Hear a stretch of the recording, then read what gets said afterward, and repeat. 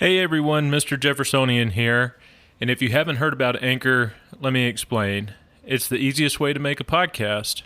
First off, it's free, and who doesn't like that? There are creation tools that allow you to record and edit your podcast right from your phone or computer, and Anchor will distribute your podcast for you so it can be heard on Spotify, Apple Podcast, and many more. You can make money from your podcast with no minimum listenership. It's everything you need to make a podcast all in one place. So the call to action is download the free Anchor app or go to anchor.fm to get started.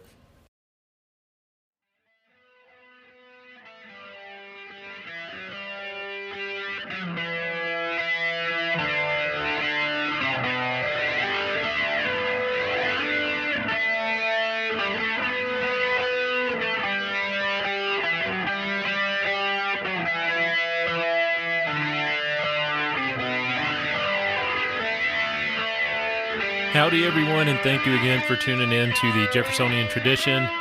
Before we get started, I have a couple of things to go over. For now, the podcast is mostly ad-free, and I sure would like to keep it that way. You can help me out with that by becoming a supporting listener.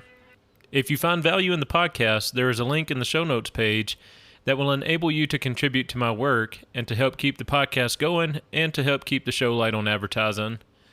Contributions start as low as 99 cents per month, with two other brackets at $4.99 per month or $9.99 per month. If you're not comfortable with a recurring contribution model, I've also set up a Cash App profile for the show.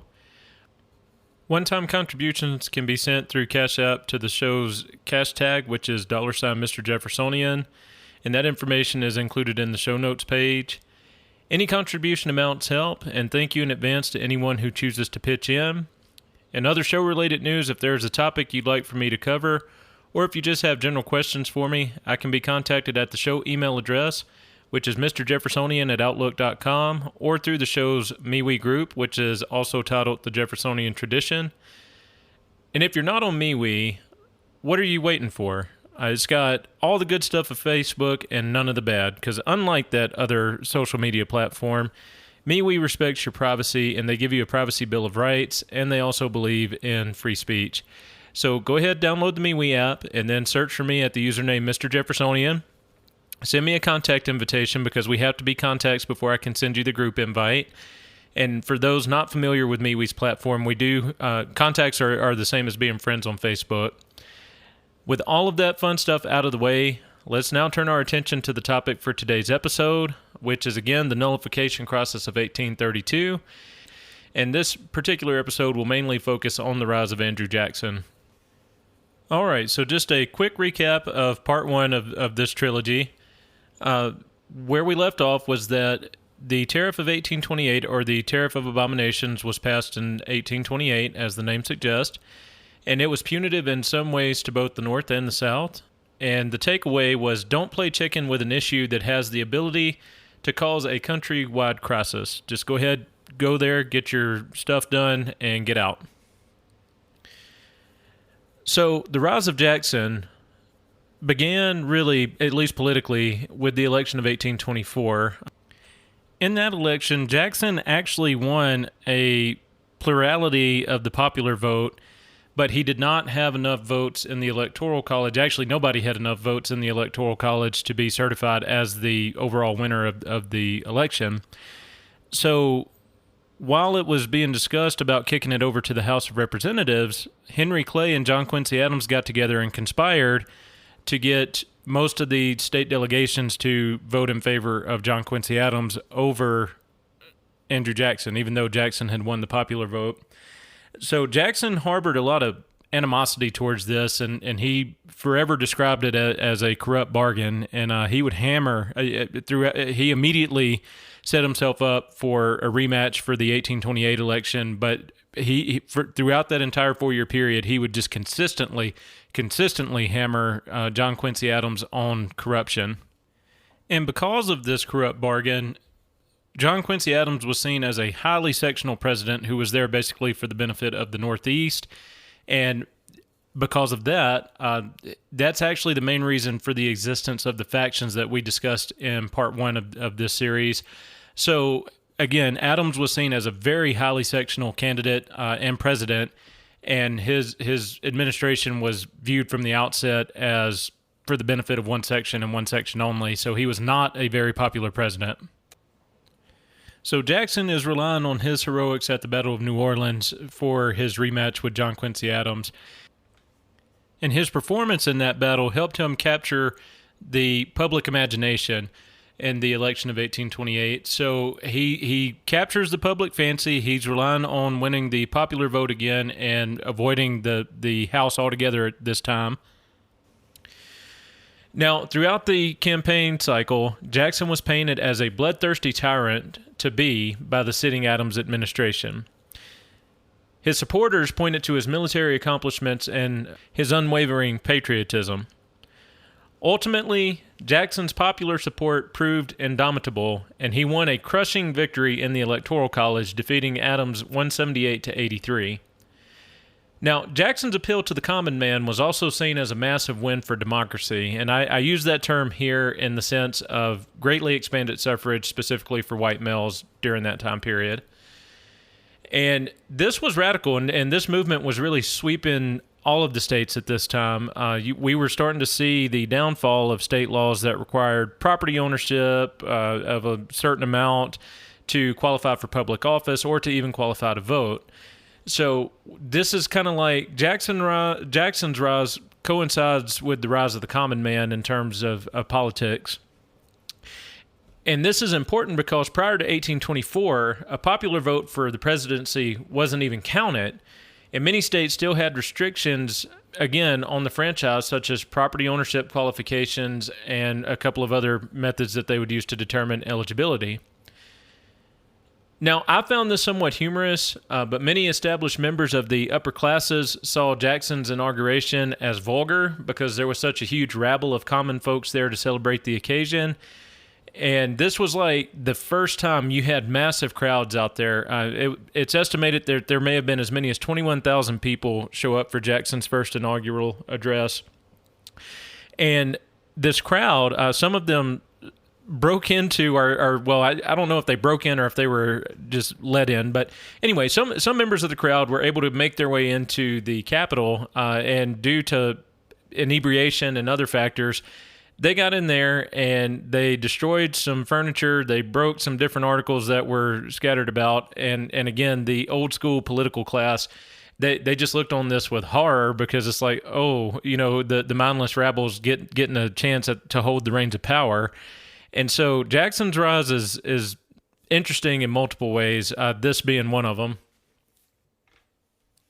Now, in a cosmic twist of fate, Jackson's vice president was none other than John C. Calhoun, who would be the major foe of his throughout the Nullification Crisis. But here we're going to focus on Jackson's first term and just kind of hit some of the highlights and see what was controversial about him and what did he do that may have been good. So Jackson's first term, his campaign, and especially once he actually took office, he made it known that he abhorred what he perceived as corruption in government.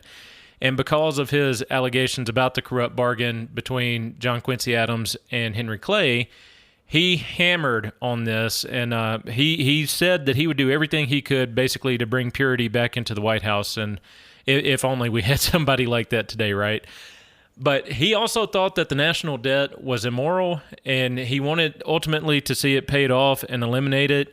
And he actually accomplished this task after an epic showdown with the Second Bank of the United States, and we'll dedicate a singular episode to that in the future. But he did show a strong tendency towards favoring states' rights in his first term, and especially as he was campaigning. And so for that reason, a lot of Jeffersonians of the day were actually in Jackson's camp because he did show a tendency to favor states' rights. Now, controversially, Jackson would introduce the political spoil system, which he believed entitled the ruling party to control most, if not all, government jobs. And he would use this to great effectiveness for himself in terms of political capital. But basically, he said, well, look, I was brought into office. I get to pick all of the people that I work with, and therefore I really get to control the reins of power here. And so to an extent, that, in my opinion at least, does sort of justify the critics' perception of him as a Napoleon to be. And so Jackson is pretty controversial on that. And ultimately, Jackson's love of executive energy would actually give rise to a new opposition party, which would be the Whig Party. And so, again, Jackson was a pretty controversial figure. And in his first term, some of his most controversial acts were, one, the signing of the Indian Removal Act of 1830. Now, in fairness to Jackson, this bill was drafted by Congress, but I don't give him a pass here because he did not use the power of the veto to kill this bill, which ended up being terrible, as the enforcement of this bill resulted in the forced removal of the Cherokee tribe from their tribal lands in the southeastern U.S. to lands west of the Mississippi, primarily Oklahoma, or what we now know as Oklahoma. And this event would become known to history as the Trail of Tears. Now, something else that Jackson did that caused a lot of division was he vetoed the bill that would have renewed the Second Bank of the United States. And both houses of Congress had passed this bill, so this actually had a lot of controversy, but Jackson vetoed the bill, and I would encourage the audience to actually read his veto message on that particular topic. So there you can really see the states' rights theme running throughout that entire message, and it's just a wonderful use, in my opinion, of the veto power of the office of the presidency to kill something that is very blatantly unconstitutional. Also unconstitutionally, Jackson decided unilaterally to withdraw federal funds from the bank before its charter expired and disperse them throughout the state banks. To accomplish this, he appointed Roger B. Taney as his acting Secretary of the Treasury, and Taney carried out the president's desire. In thanks for Taney's service, Jackson would eventually appoint him as Chief Justice of the Supreme Court, and that would be an office that he would hold through the majority of the War for Southern Independence until he died in office. So a lot of the stuff that we're seeing in the 1830s, I mean, you get a lot of foreshadowing here. One, for the Nullification Crisis, but two, for the War of Southern Independence, because you see a lot of these political figures kind of coalescing and being put in their places or in their roles for when that conflict comes down the line. And so the actions of Jackson, no reference to the movie there, but the actions of Jackson, they did have very far-reaching consequences in some ways. Now, as a quick side note here, the typical ANCAP position would be that Jackson accomplished a great feat by ridding the U.S. of the evil of a central bank and a national debt, so therefore his actions are to be applauded. To a certain extent, okay, fine. Yes, he did rid the country of the evil of a central bank, which is a very admirable feat, but it also established a really horrible precedent, and that's what we've talked about before. Libertarians, specifically ANCAPs, are sometimes guilty of not really thinking out the implications of what they're rooting for. So Jackson taking this sort of stance and exercising this power that he didn't actually have, well, it set the stage for later on Abraham Lincoln, Teddy Roosevelt, FDR. So it's bad to set that precedent, because whenever you ignore the Constitution and just say, well, you know what, I'm just going to do it, again, the precedent is set that, okay, people who come after you can exercise the same power, or they can exercise and discover even more for themselves. So from a Jeffersonian perspective, this was an overreach on Jackson's part. But the fathers of this ideology were vehemently opposed to big finance being fused with big government. So while they did acknowledge it was a procedural problem, i.e. the Constitution wasn't followed the way it was intended to be, it was considered an ideological accomplishment by destroying the corrupt partnership. So those are some of the highlights of his first term, but then we also have tensions that start to develop within his own party and actually within his own inner circle, as it were. So tensions began to develop with John C. Calhoun. And the reason for that is that in late 1828, Calhoun anonymously authored a document called the South Carolina Exposition and Protest, in which he claimed that the tariff of 1828 was unconstitutional, as it was explicitly a protectionist tariff, whereas the Constitution only gave authorization for general tariffs for government revenue. Accordingly, Calhoun recommended that his home state of South Carolina nullify this tariff.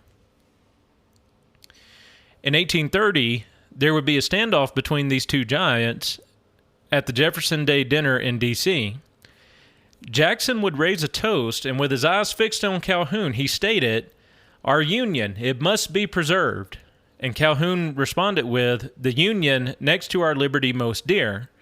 May we always remember that it can only be preserved by distributing equally the benefits and burdens of the Union." So can we just pause here for a moment and appreciate the backbone of Calhoun to so brazenly stand up to, this wartime hero. He's the most powerful executive to hold the office at this point, and he's basically standing up and saying, "Kick rocks." And so I just find that unbelievably courageous on Calhoun's part to be willing to do that, especially in front of what I'm assuming to be a large crowd for the day. So that was a pretty epic standoff there, and things would only continue to get more tense after that. Now, Jackson vehemently opposed the concept of nullification because he thought it was a precursor to what would inevitably end in secession. So Jackson was a Unionist. Now, he did, like I said, in his bank veto bill, he did express sympathy for states' rights, and he ran on a campaign of states' rights. But at the end of the day, he was a Union man, and he did not think that it would be a good thing or even legal for the Union to be broken up. Now, he harbored some sympathetic feelings for the southern states regarding the economic harm that the tariff did to that section, primarily because he was from the South. But again, being a Union man, he dug his heels in and began to enforce the mandates of the general government with a vengeance. This is ironic because Jackson had come out publicly against Henry Clay's American system, which was directly responsible for this type of tariff in the first place. So nullification also does not have to end with secession, and this is where I want to critique Jackson. Nullification does not have to end with secession. Nullification is actually a Union-saving measure. So nullification, again, just basically says a state has the right to judge the constitutionality of a law, and that makes all the sense in the world because if you leave it to the general government, they're always going to find a way to expand their power. But the only time that nullification leads to violence is when the general government says, "No, we don't recognize this authority, and we're going to do whatever it takes to force our policy on you," which is essentially what Jackson said. So, to be fair to Jackson, though, there was a contingency of Southerners at this point who had begun pushing for secession throughout the crisis, but these two concepts are not compatible with each other. And what I mean by that, again, is nullification does not logically lead to secession. It's, again, only if the general government insists on executing an unconstitutional law and pushing the issue further that a state would be left feeling like it had no other recourse but to leave. And this tension would serve to set the stage for the impending crisis that would envelop the young federal republic 2 short years later. So, unfortunately for all of Jackson's rhetoric in favor of states' rights and the rights of the people, he had shown his hand as a nationalist when the cards were played. We're going to go ahead and wrap it up here for today. In conclusion, Jackson was a states' rights man until it mattered most and threatened his idea of executive authority. He would assert his idea by resorting to the threat of military force to collect the tariff revenue on behalf of the general government. This conflict would continue to fester until it reached a boiling point in the state of South Carolina, and that is where we will pick up this topic in our next episode. So please remember, if you found value in the podcast, to consider contributing to the show. You can contribute on a recurring basis through the supporting listener link in the show notes page, or you can make a one-time contribution by using the show's Cash App information, which is also included in the show notes page. Any contribution amount helps, and thank you to everyone in advance who decides to do so. And all right, with another episode in the books, thank you again for tuning in, and I'll talk to y'all next time.